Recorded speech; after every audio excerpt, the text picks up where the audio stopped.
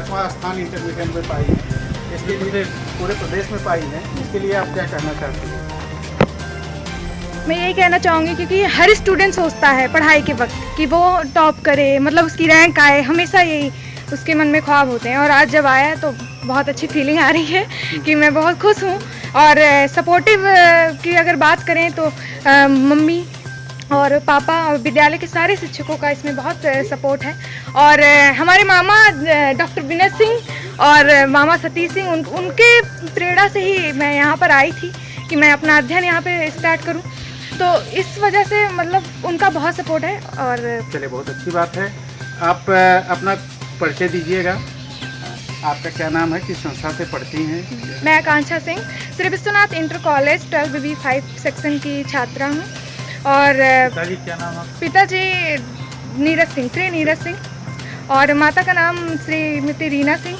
और पिताजी जो है वो दिल्ली में प्राइवेट जॉब करते हैं और माता गवर्नमेंट टीचर हैं प्राइमरी प्राथमिक विद्यालय में।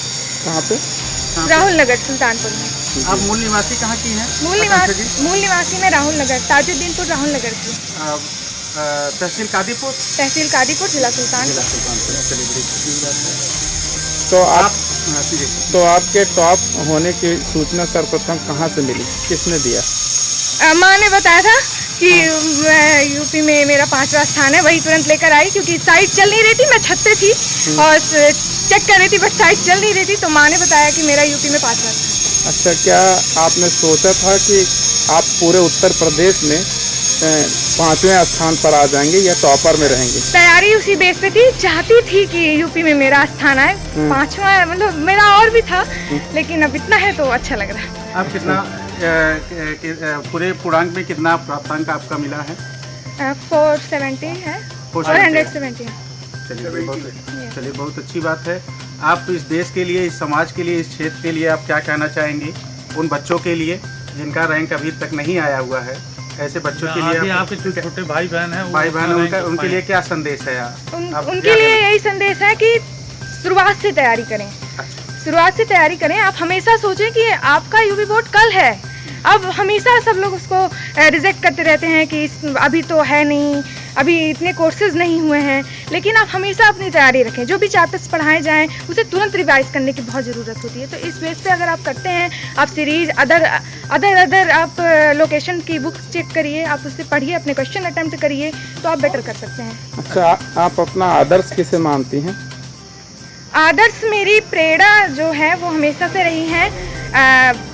यूपीएससी के टॉपर हैं टीना डॉबी, हमेशा से उन्हीं तो मैंने मतलब देखा है, करने की कोशिश की है, तो वो काफ़ी अच्छा सजेशन देती हैं और उन्हीं का आदर्श मैं उन्हीं को लेती हूँ। जैसे टॉपर बनने के लिए आपने कोई खास स्ट्रेटजी बनाई थी और उसमें विद्यालय किस तरह से आपके सहयोगी रहा? मैंने अपनी स्ट्रेटजी बनाई थी कि मैं घंटे वाइज नहीं पढ़ती थी कि मतलब मुझे इतने घंटे ये वाले सब्जेक्ट पढ़ने हैं, इतने घंटे ये वाले सब्जेक्ट पढ़ने हैं, ऐसा नहीं था। मैं अपने टॉपिक डिस्कस करे रहती थी कि आज मुझे ये टॉपिक क्लियर करना है, उसमें चाहे जितना भी टाइम लगता था। फिर जो भी क्वेश्चन मुझे नहीं आते थे उसमें विद्यालय ने मेरा पूर्ण सहयोग किया है। और मैं जब भी किसी भी वक्त, यहाँ तक कि टीचर्स खाना खाते रहते थे, सब कुछ करते रहते थे, लेकिन हर वक्त मुझे वो बताते थे, तो उनका बहुत सपोर्ट है। आपके आदर्श गुरु किसको मानती हैं? सारे गुरु आदर्श हैं, लेकिन सबसे ज़्यादा नंबर किसको देना चाहते हैं? नहीं, मैं 3 टीचर का नाम नहीं ले सकती। तो प्रशांत सर का है, वो हमेशा कहते थे कि मुझे ये रहता था, वो कहते थे कि बायो ग्रुप का ना 10% माइंड कम होता है, तो मुझे एक जुनून टाइप का रहता था। मैं उसे नेग्लेक्ट नहीं करती थी, हमेशा रहता था कि चलो सर को कुछ करके दिखाया जाए।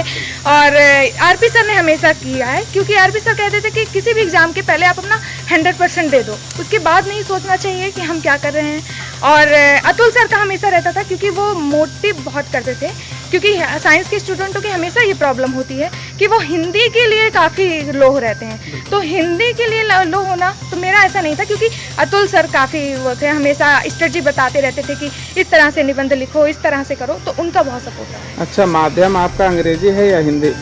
मेरा हिंदी माध्यम से है और बायो ग्रुप है। आप आगे के लिए क्या तैयारी करना चाहती हैं? देश के लिए क्या करना चाहती हैं? आगे के लिए मैं मेडिकल का एंट्रेंस एग्जाम डालूंगी। इस साल नहीं डाल पाई, अगले साल नेक्स्ट ईयर पूरी प्रिपरेशन के साथ डालना चाहती हूँ और डॉक्टर बनना चाहती हूँ। मैं डॉक्टर बन करके आप देश की सेवा करना चाहती हूँ? बस उसी से मैं देश की सेवा। और देश के लिए कुछ कहना चाहेंगी?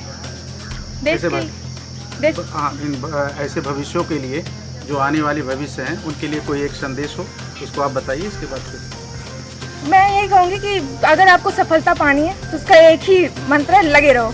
अगर लगोगे नहीं तो फिर कभी नहीं। आप अपना हमेशा एम रखिए। अब हमेशा आप जहाँ भी पढ़ते हैं आप स्टडी टेबल पे अपना एम रखिए कि मुझे ये करना है, वहाँ पे लिख दीजिए आप, क्योंकि आप हमेशा डिस्ट्रैक्ट होते हैं, क्योंकि आज की सोशल ऐसी है कि आपको डिस्ट्रैक्ट करेगी।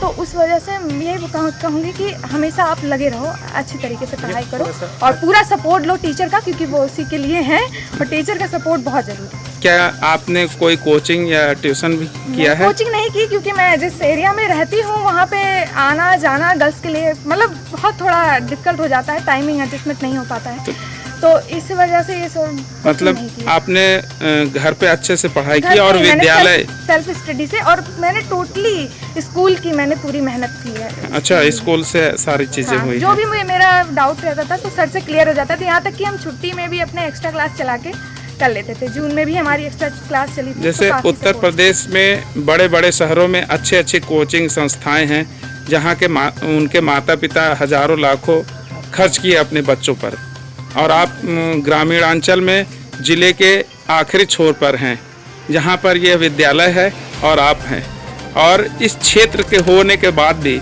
आपने पूरे प्रदेश में 5वां स्थान अर्जित किया है। तो अब आपको कैसा लग रहा है? आप वो जो बच्चे इस तरह के पिछड़े इलाकों में रह रहे हैं, उनके लिए आप क्या संदेश देना चाहती हैं? जो भी बच्चे पिछड़े इलाकों में रह रहे हैं, ऐसा कुछ नहीं है कि आप कोचिंग नहीं करेंगे तो आप कुछ नहीं कर सकते हैं।